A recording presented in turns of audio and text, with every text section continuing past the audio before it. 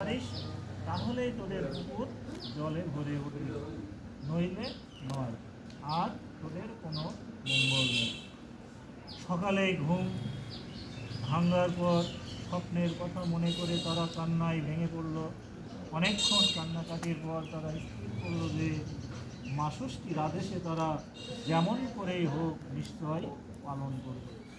এই রকম স্থির করার পর সকলের অজান্তে তারা ছোট বউয়ের ছোট ছেলেকে কেটে তার রক্ত পুকুরে ছড়িয়ে দিতে সঙ্গে সঙ্গে পুকুর জলে ভরে উঠল। সকলেই তখন পুকুর ঘাটে বসে মা ষষ্ঠীর পূজা আরম্ভ করলেন। সকলেই পিতুলের পুতুল আর চাপড়া জলে ভাসাতে লাগলেন। ছোট বউ কিন্তু মা ষষ্ঠীর আদেশের কথা কিছুই জানতেন না। ছোট বউ তখন পূজা করে পিতুলের পুতুল আর চাপড়া জলে ভাসিয়ে দিল। আর তখনই জলের ভিতর থেকে তার ছোট ছেলেটি বেরিয়ে তার মায়ের কাছে উঠে এলো। ছোট বউ ঘর পড়িয়ে উঠে তাকে বুকে জড়িয়ে ধরে বলল, তুই কখন জলে পড়ে গিয়েছিলি বাবা? এই বলে তাকে খুব আদর করতে লাগলো। সকলেই অবাক হয়ে এই আশ্চর্য ঘটনা দেখতে লাগলো।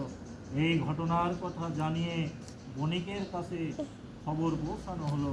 বণিক তখনই পুকুর ঘাটে ছুটে এসে মা ষষ্ঠীর স্বপ্নের দেওয়া আদেশের কথা সকলকেই জানালেন।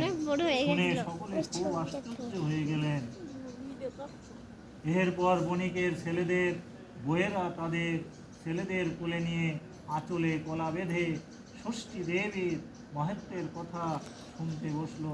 মা ষষ্ঠীর দয়ায় বণিকের অনেক ধন ঐশ্বর্য হলো এবং সেই থেকে বণিকের বউ চারিদিকে মা ষষ্ঠীর ব্রতের কথা প্রচার করতে লাগলেন। সংসারে ছেলে মেয়েদের জন্য এই ব্রত করা হয়, আর এই ব্রত করার ফলে গৃহস্থের বাড়ি ভক্তদের সব সময়ে মঙ্গল হয়ে থাকে। এতে চাপড়া ষষ্ঠীর ব্রত কথা সমাজ।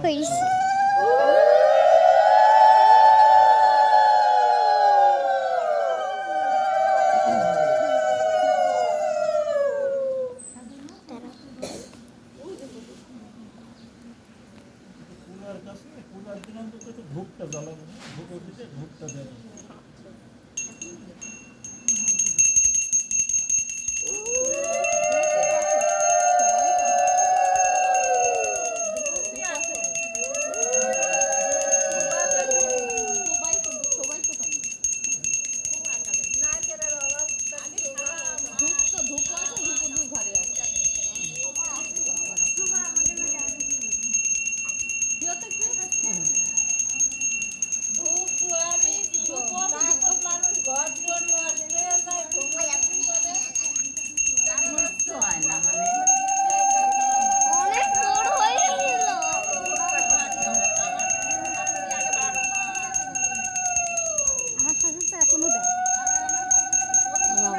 মাঝে মাঝে ধূপ ধরা যেমন থাকে ধরা ও কাকা ধূপ না ধরার ভিতরে ধূপ না দিলে হয়।